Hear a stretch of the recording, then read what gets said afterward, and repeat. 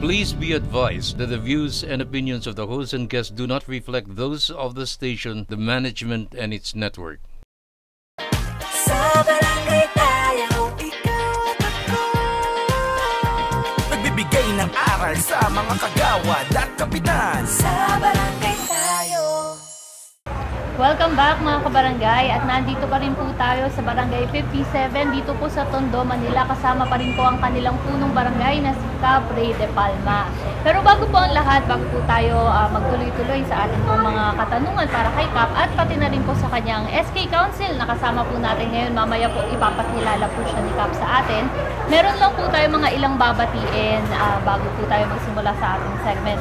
Unang-una na po dyan, hello po kay Konsehal Isidro Reyes ng Kabinti, Barangay Tibati, Laguna. At syempre po, ang lahat po ng kagawad ng ating pong barangay na binibisita ngayong araw, pati na rin po ang kanilang SK Council na kasama po natin ngayon, at pati po si Secretary, Treasurer at EXCO. Kayo po, Kapdon, babatiin. Yeah, binabati po rin ng sa barangay tayo ang mga kagawad ng, kasi second time ko po rito, kagawad ng Namayan nagpapabate. Plus yung Chief of Staff ni Mayora, si Brother Jimmy Isidro, ay binabati po rin.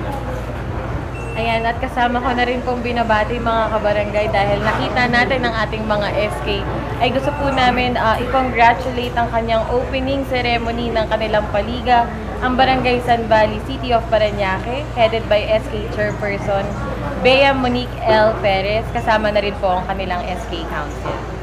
At ikaw, Cam, Bruce, mukhang meron ka pong mga babatiin pa dyan. Wala naman tayo masyadong babatiin. Papasalamat lang ako kay Vice Mayor Menchie Abalos na tayo na-guest last week. Napakaganda nga ng reception at tuwan-tuwa ang buong barangay, kabarangayan natin na may nakikita silang ina na nag-aalaga sa ating barangay.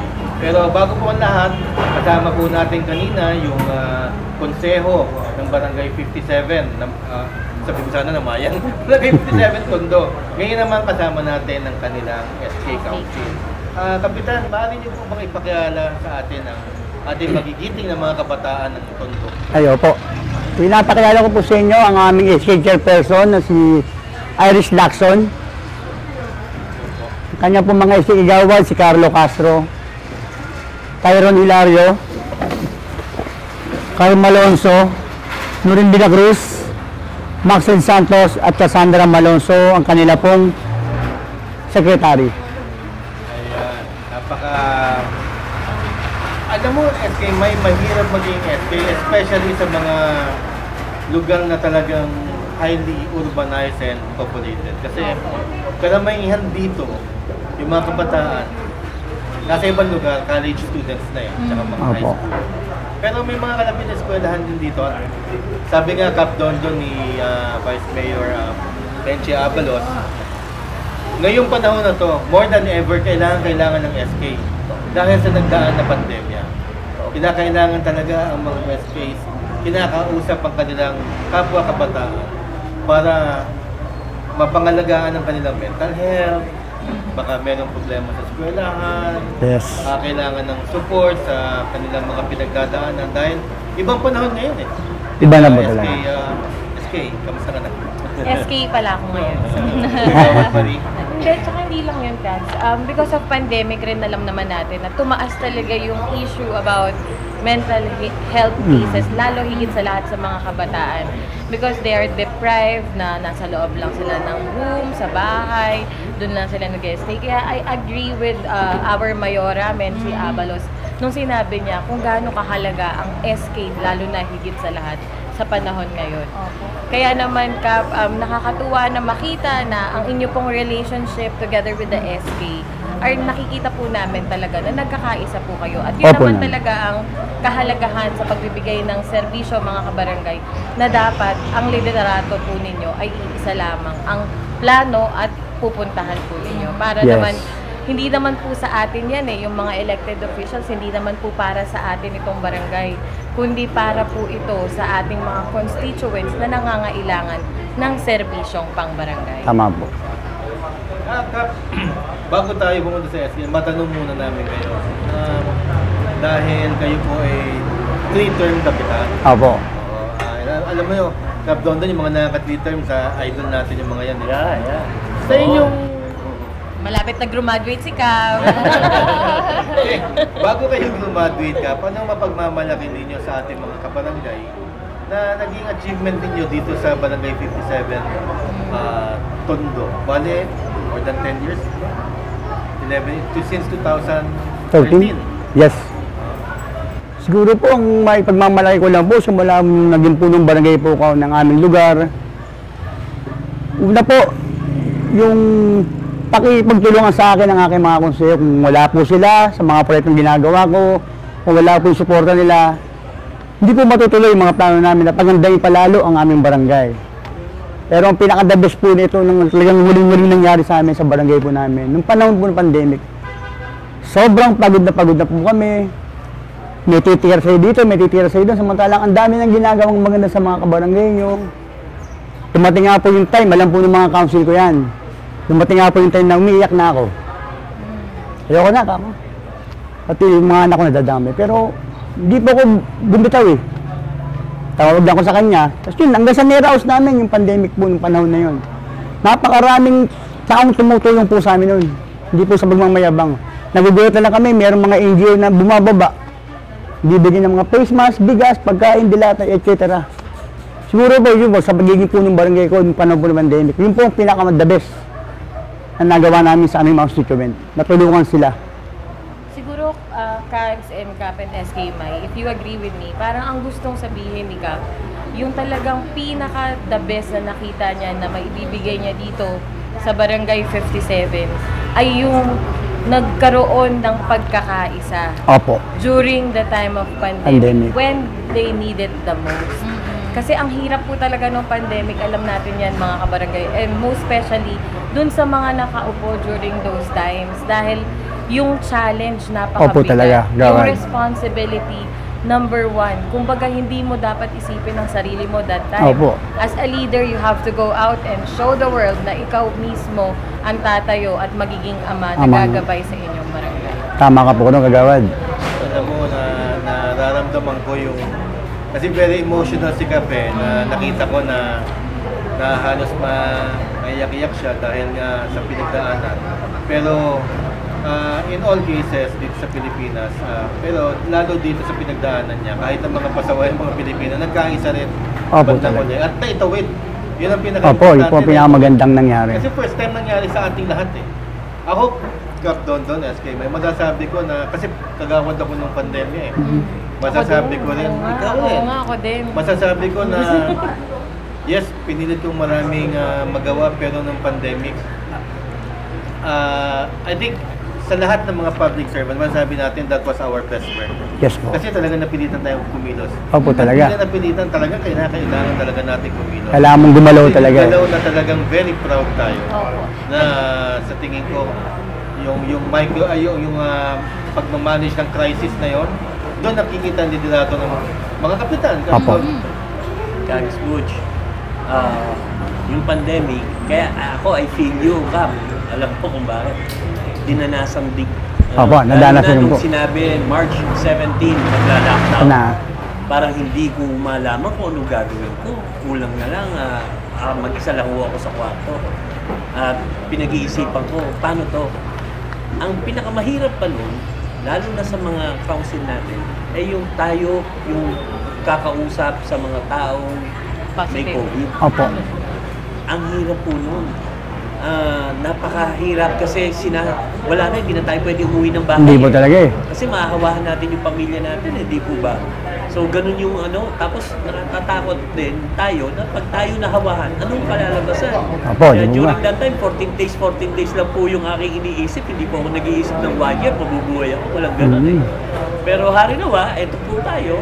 Kayo Kaya po nga po, ngayon pinalad po tayo na makalusot. termer, ibig sabihin, nasuklian po yung inyong ginagawa at mga nagawa ng mga panahon na yun. Opo. Likewise, ang mga kasama. Mga kagawad din. Yan.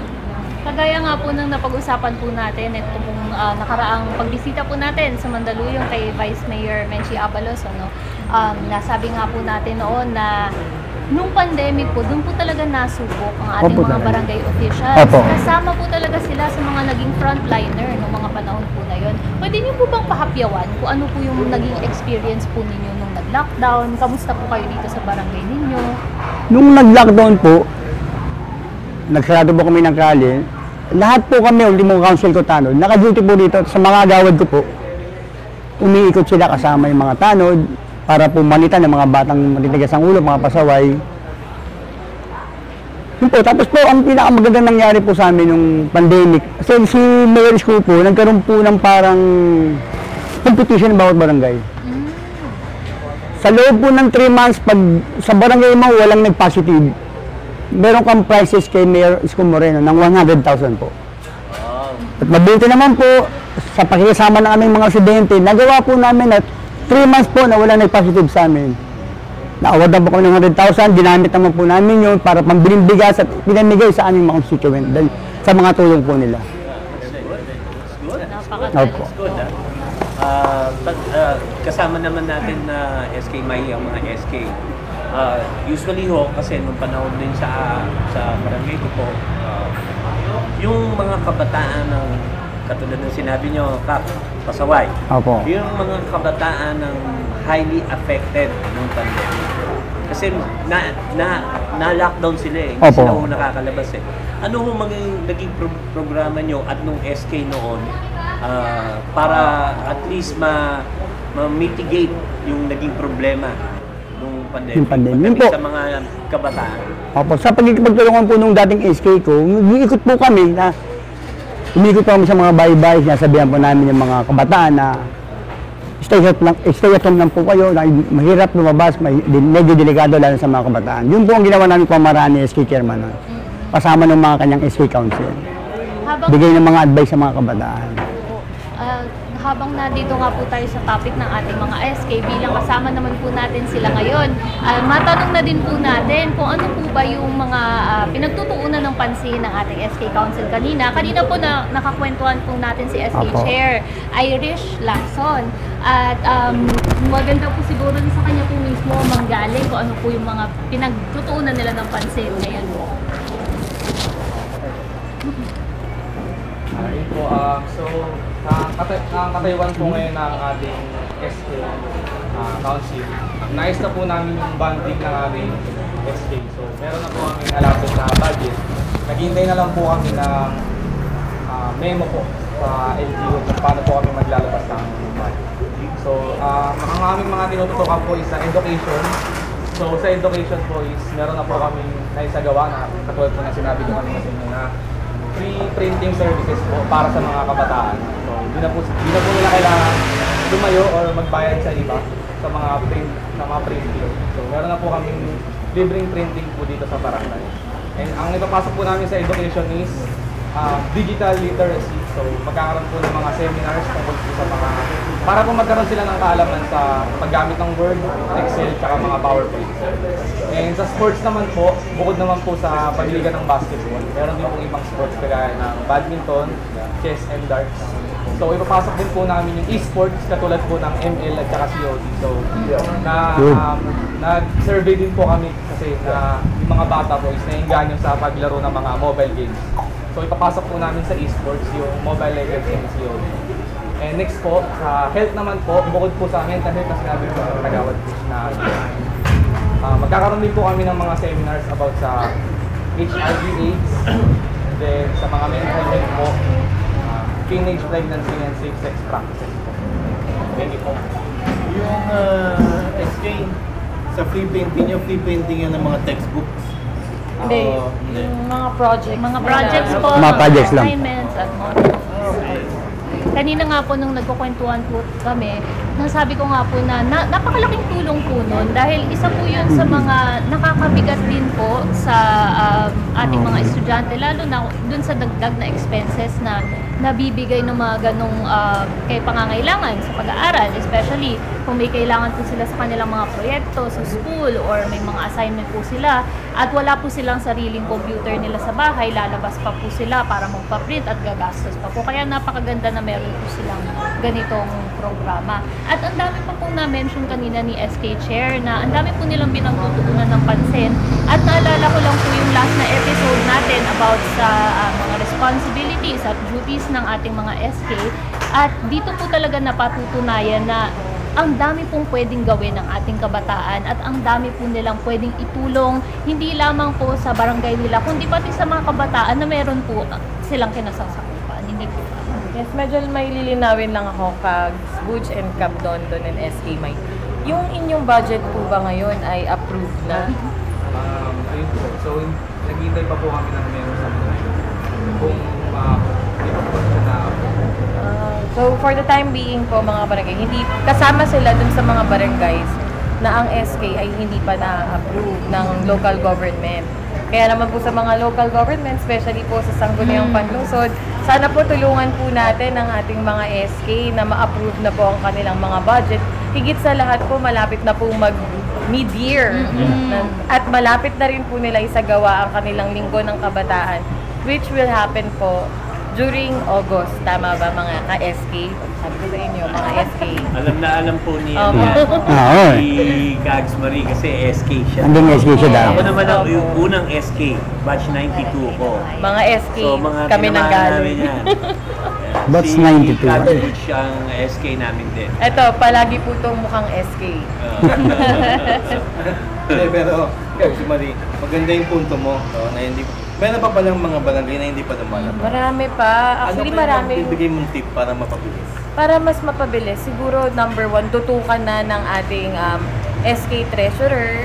Pumunta na tayo sa mga budget office ng city. And then from there, magpatulong tayo na ma-review na tayo. Apo. Once na ma-review po yan, tayo po ay lalapit na sa City Council para makalendar na po nila ito at mabigyang pansin, maipatawag ang SK para maipaglaban din ng kanilang pondo. Tama Pero po. mas mabisa dyan mga kabarangay at lalo sa mga ka-SK po natin, pumunta na tayo kay Punong Barangay para si Punong Barangay po ngayon ang tutulong sa atin sa munisipyo. No problem po. Ang mahirap po kasi, syempre may expectations mga kabataan. Lalo na summer ngayon ka. At lalo Kaya na nga ngayon po. uso Facebook. Manapay Facebook po yung ating Kaya nga po, yung mga SK. kabataan, pati yung ating barangay council. O bakit ganito? Wala pang ginagawa. Kaya nga po. So para maiwasan na yun, at magandang ito ay mapapanood ng mga maraming tao rito sa barangay nyo. Papanood nyo po yung sa barangay tayo. Maintindihan nila na huwag muna kayo magmadali at ginagawa ng paraan ni Kapitan at ni SK ang lahat ng programa ng barangay. Tama po.